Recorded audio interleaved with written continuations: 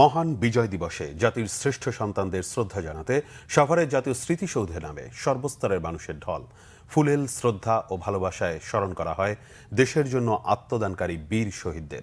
স্বাধীনতার ৫৪ বছরে সকল হানাহানি ভুলে বৈষম্যহীন, আধুনিক ও উন্নত বাংলাদেশ গড়ার প্রত্যয় জানান সকল শ্রেণী পেশার মানুষ। আরাই বাবুলের ক্যামেরায় মুহিবুল্লাহ মুহিবের রিপোর্টে বিস্তারিত। আমার দেশ তোমার দেশ, ৭১-এর ১৬ ডিসেম্বর আর ২৪-এর স্বৈরাচার পতনে ছাত্র জনতার বিজয়ের দুই আনন্দ মিশে গেছে এবারের মহান বিজয় দিবসে। তাই তো অন্য যে কোনো সময়ের তুলনায় যেন মানুষের স্রোত বাঁধ ভেঙেছে সাভারের স্মৃতিসৌধ প্রাঙ্গণে।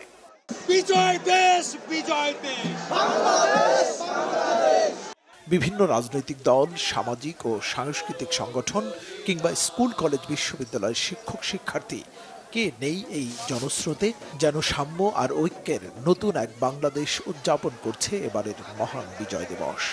ঐক্যমত, বৃহত্তর দাগে ঐক্যমত প্রয়োজন, এর মধ্যে কোনো সন্দেহ নেই। এবং বৃহত্তর ঐক্যমতের এই প্রশ্নে যে বিষয়গুলো মীমাংসিত, যে বিষয়গুলো এখন আমরা প্রচেষ্টা চালিয়ে যাচ্ছি, এগুলো পাশাপাশিই চলবে, কিন্তু কোনোটি পূর্বশর্ত হবার প্রয়োজন নেই। যেটি দরকার সেটি হচ্ছে সবাইকে নিয়ে সামনের দিকে এগোনো। বাংলাদেশের মানুষ ভোট দেওয়ার জন্যে বাংলাদেশ বানিয়েছে, সেটা বারে বারে ভুলণ্ঠিত হয়েছে, ব্যাহত হয়েছে এবং ২৪-এর বৈষম্য বিরোধী আন্দোলনের সফলতা এই দেশের মানুষের অসন্তুষ্টির বহিঃপ্রকাশ।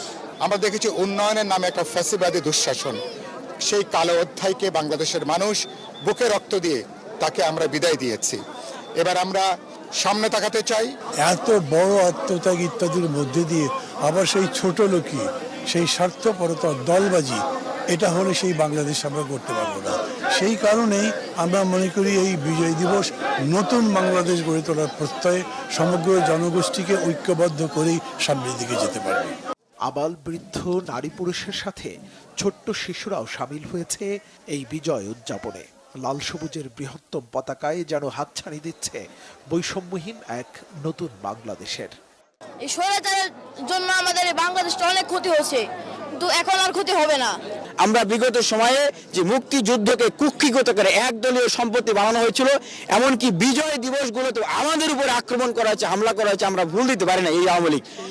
সেই রকম বাংলাদেশ আর কখনোই ফিরে আসবে না, সেরকম বাংলাদেশ চাই। বাংলাদেশকে স্বাধীন রাখতে গেলে দুর্নীতি মুক্ত রাখতে হবে। আমরা চাই দুর্নীতি মুক্ত বাংলাদেশ। আমার এখানে এসে অনেক ভালো লাগছে। ৭১ বীর শহীদদের শ্রদ্ধা জানাতে আমি স্মৃতিসৌধে এসেছি। বৈষম্য বিরোধী বাংলাদেশ দেখতে চাই, মানে সুন্দর একটা গোছানো বাংলাদেশ দেখতে চাই। আমরা হয়তো বা স্বৈরাচারকে পতন করেছি, কিন্তু স্বৈরাচারী যে মনোভাব এখনো রয়ে গেছে, সেটা এখন আমরা পতন করতে পারিনি।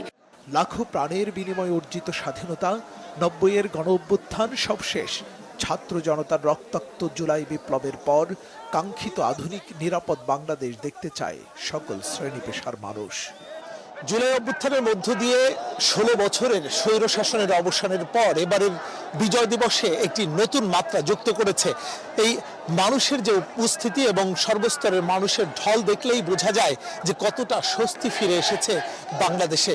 এবারের মহান বিজয় দিবসে মানুষের প্রত্যাশা আগামীর বাংলাদেশ হবে গণতান্ত্রিক, সুখী, সমৃদ্ধশালী এক নিরাপদ বাংলাদেশ। মুহিবুল্লাহ মুহিব, বাংলা ভিশন, সাভার।